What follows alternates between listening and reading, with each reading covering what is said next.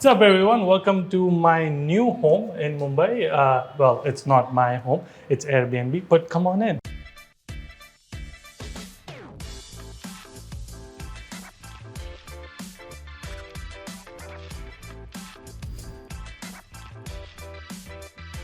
Okay, so this is the Airbnb we are living in for next 6 weeks. I'm here for 6 weeks. I'll tell you in some other video why 6 weeks, but because I'm here for 6 weeks, I cannot take time off, and I need to work US time, so 7 p.m. to 4 p.m., 4 a.m. And my parents' apartment is only one bedroom, so I need like a bedroom so that I don't disturb them.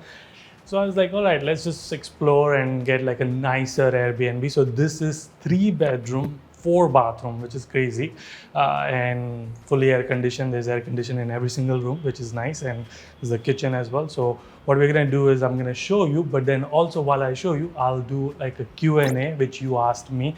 So hopefully I can answer every single questions you asked me. Let's go. Before we move on to the next part of the house tour, this is the bedroom, this is the setup. So your final destination, you are going to come back to here, but I want to quickly talk about meetups. Since I'm in India, I'm doing meetups in Mumbai, Pune, Delhi, Bangalore, Hyderabad. I don't know when you're watching it, but check out the description for all the details. Register, because I need to book the venue, book food and chai and all of that, so we can enjoy, have fun time. I'm calling it workshop, study in United States workshop, which means I'm going to give you an actual tips and tricks and things and how to beat the recession, how to be job ready and all of that. So link in the description. Please register and come. I would love to see you and hang out with you in person. Now back to the house tour. Start here. This is the living room. It's pretty big, like you can see. Like I can actually play cricket over here. By the way, IPL is going on. Which is your favorite team? Mine is CSK. But yeah, this is the nice couches over here, and then the dining space right here. There are 4 bathrooms. There's 1 bathroom outside, so if anybody comes, they can use it. They don't have to go to the bedroom. And then there is 3 bedrooms, 1, 2, and then behind you is another bedroom. And the kitchen is right here. It's provided nice leather couches. I don't know if it's true leather or not, but it's nice. And there are some chairs, and there's a dining table right there. But a lot of time my family and I will like hang out, watch IPL. During my breaks, we'll come and I'll come to check scores and all of that. So that's what we do. From wherein he's saying, even though tech sector is growing in India, why do people still go to US? That's a great question. And I agree with you that tech sector is like it's growing on a very exponential level, but the engineers are also growing. That's number one. Number two, the salary difference is kind of huge. I still see people who are engineers and they still make like 30,000, 40,000 rupees, and the inflation is so high. So I don't know, that's another reason. And number three is probably personal life and the quality of life they enjoy. So when I went to United States, I'm like a hardcore Mumbaikar guy, and I hated when I first landed in Chico because it's like a small village and all of that. But later on, I enjoyed the vibe of community and the town and all of that. So I fell in love with it. I love the quality of life I have over there, and it's probably become my personal choice. Maybe people will not like it, and I've seen people who moved out of Chico to Bay Area or to New York because they want that Mumbai city life. So it's just personal choice. But regardless, I feel it comes down to personal choice at the end of it. But I think the bigger reason is that the average salary of the software engineers or the tech salary will start anywhere from 65 to 85. That'll be like your beginning salary. And because it's that much, your expenses will not be that high. You're like staying with roommates and all of that. So you might end up saving a lot more money than you would over here in India. In my opinion, I hope that is what it is. If you are in United States watching this, let me know if I'm correct or not. Comment below. We're now gonna see the kitchen right here. So it's a very nice and big size kitchen. There's a door because every room is air conditioned, so they have to close it. But it's also very echoey here since it's like empty, since it's Airbnb. They just got a new fridge, so that's why there's 2 fridges over here. And there's a balcony behind me, so it's very probably loud. But here's the kitchen. It's a very big size kitchen. My mom really likes it, and I get to eat my mom's food. That was one of the reasons we wanted to have like a nice Airbnb so we can cook and enjoy my mom's cooking, which is delicious. But also, look at this. My mom has restored all the snacks because I'm Guju, and I guess all the moms reuse all the plastic containers to fill in with the snacks. So that's what it is. But anyway, that's the kitchen. There's a nice balcony. It's very tiny balcony, so you can't really go outside and hang out and sit or something like that. But there is a balcony right here. I'm not going to show it, but there is a balcony if you want to see, but there's not a good view. Also, I can see metro every single like 15-20 minutes, which is very nice. And I'm coming after 5 years, so it was very nice to see the metro working, and I've heard great things about it. So good job. All right, so here it is, the bedroom. The bed is behind me. Every room has a bathroom. There's a bathroom right here, and there's two balconies in this bedroom. There's balcony right here, and then bed is here. My brother sleeps here, and then if I'm gonna walk around here, and you can see this weird like hallway passage thing. Initially, I was thinking that maybe this room will be good because I can put my desk right here, have my desk, but my desk is pretty big. I actually got my monitor as well because I was going to work for 4 weeks. I'm coming for 6 weeks and 2 weeks I'm taking vacation. There's another balcony and Mumbai traffic as well. Next question is from Shikhar. He's saying, what is the perfect time to study abroad, masters after undergrad or after job experience? Answer is, if you are not in a hurry, then I would recommend you to get some work experience. Two reasons why.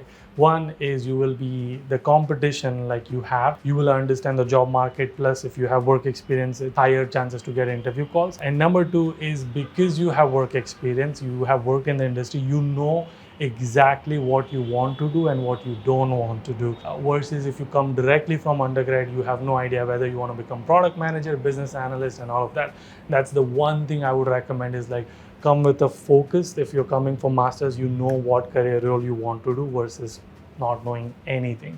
So having some form of experience is going to help you. But that doesn't mean that if you don't have a work experience and you're coming directly from undergrad, you will not get a job. It's not like that. You will still get it. You just have to apply right techniques and work a little harder than someone who has work experience. I have also seen the case where people who don't have work experience yet gotten a couple of internships and job offers versus people who have work experience, like 4 or 5 years of experience, and still not able to do it. So it's just like how do you apply your time and how do you maximize your time once you land in United States. So it's all about techniques and strategies you do once you are in United States. I hope that answers your questions. All right, next question is from Shardul. He's saying, I know you will ignore this. I'm not going to ignore it, but still, CSU versus UC, which one is better? I think the answer is depends on what is your priority. Is your priority branding and do you have money? Then I would go to USC compared to your CSUs.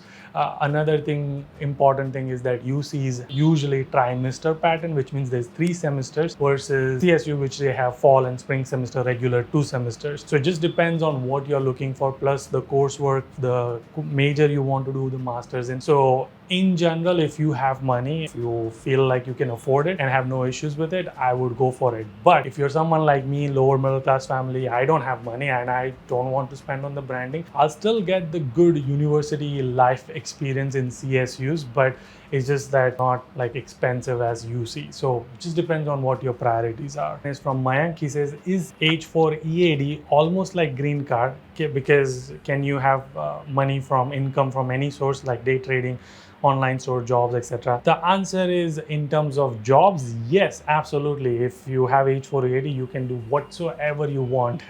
But the problem is that your H4 is dependent on H1B. So if your spouse loses the job, you also lose your H4. So that is the big difference between having green card versus H4, which means if you have H4 EAD, that means you can do any job, business, whatsoever you want to do, just like green card. But in green card, if you lose job or if you lose business, you can still stay in United States and have no issues. But if H1B loses their job, which means you also lose your H4, plus H1B expires every 3 years. So that means you have to renew it. In green card, you typically get for 10 years. So there's a longer expiration date. Hope that clarifies. Let's go to the another bedroom. All right. This is the second bedroom, but my parents are sleeping, but it just looks like a normal bedroom. So we're gonna skip here. So we're gonna go to my bedroom. Right, this is it. This is a little messy because I was trying to organize my setup and everything. That's why. But here's the bedroom. It's very, very big. I feel like it's biggest bedroom, but it's also good because I have to set up my computer. So I'll show you right here. This is my work setup. I actually have a lot more monitors, but I couldn't set it up, and unfortunately, like table and everything. So, I couldn't fit it, but I had to buy this chair. They didn't have it. So I bought the chair. Later on, once I go, I can either sell it or my brother can use it. And the table is foldable, so it's very nice, but it's very big size bedroom. And I'll show you, this room doesn't end here. It actually has like a dressing room, and then it has a bathroom. Let me show you that. All right, I'm gonna walk into this dressing room. The bedroom ends right here, but then there's this nice area right here. It's a passage, and it's like a dressing room kind of. People can sit and dress themselves, and then there's a storage right here. This is the same storage every bedroom has it, so it's good. Initially I was thinking maybe I'll set up here, but again, it's not wide enough for that table I have. And then the light issue was there, and it's very echoey over here, so couldn't film my videos here. And then there's a bathroom right behind me. Every bedroom has a bathroom, which is pretty cool. And I'm going to show you what my actual setup is going to look like from this. Also, I brought all my lights and everything, but couldn't set it up because there's not enough space. I'll only set it up when I'm about to film the video. And now the next frame which you will see is the actual setup I'm going to have. So ready? 1, 2, 3. All right, here we go. This is what my actual setup will look like. There's a monitor right here and keyboard and everything. I got everything because I was going to work for 4 weeks. So I was like, all right, I need actual setup and not just my computer. This is my waking up because 7 p.m. my work starts at 7:30. So there we go, my alarm was there. The only thing I don't like about this setup is, one, there's not a lot of like depth behind me.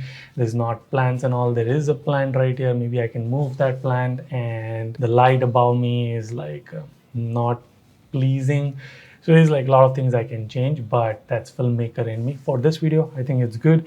I'll take a couple more questions and then we'll call it off. All right, so this is the most important question because a lot of people are asking this question about jobs and recession. Should they even do their masters in this midst of recession? So there was like few questions about that. Here's my take on it. Recession, we are like kind of in a recession, but then also if you look at the stock market, all the tech stocks are starting to go up. That's number one. Number two is, even though all the layoffs happened right now in like January, February, March, they are not happening anymore. So right now when I'm filming this video, it's like May. If you are coming for fall 2023 or spring 2024 or next year, I think there's plenty of time. Logically, if you think about it, all the people, like there's a big discussion that you are gonna compete with all the people who lost their job, but technically they need to have a job within 60 days if they are on H1B, or even if they are on OPT, they need it, like they have 90 days. So they will have a job by the time you come here. So you're not going to compete with them. That's number one. Number two is that by the time you are ready for internship and all of that, the market should recover. Again, it's hard to predict it, but I would be surprised if the market still stays like that way. Plus next year, 2024 is an election year. So there's going to be an interesting year because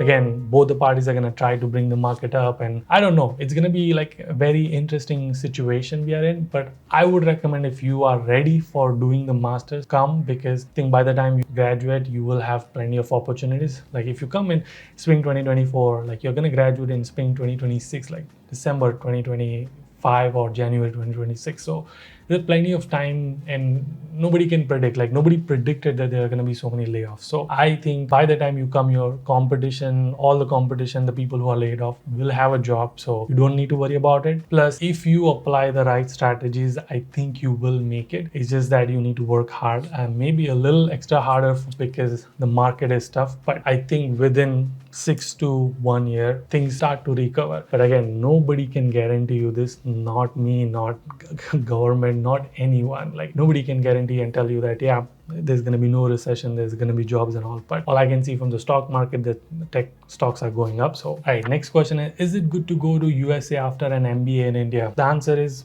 depends on what your career goals are. If you are not satisfied with the MBA, and if you're not satisfied with the career you have and you want to advance your career, then yeah, absolutely go for it. I don't see any problems with it. Next question is by Divya. Is there a problem changing jobs several times in your first year of OPT? The answer is really no. From immigration perspective, I don't think there's any issues with it. Again, I'm not an immigration lawyer, so consult one. But from professional, I think if you change it very, very frequently, like every 2 months you're changing a job, then they might start to question you next time you start to go for another job. Like, hey, switch your jobs like 3 times a year. Like, what's going on? Why? So that might be an interview question for you. But otherwise, I don't see see any issues with it. Next question by John. How to get selected for H1B lottery? Is it just luck?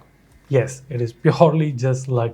No matter if you work for Google or for a startup, it is purely luck. For the lottery part where they pick and draw the lottery, it's just pure luck. Next question is becoming social media influencer on F1 visa. Answer is no, you cannot do that. And I've made videos on it. Here are some of the videos. Go check it out.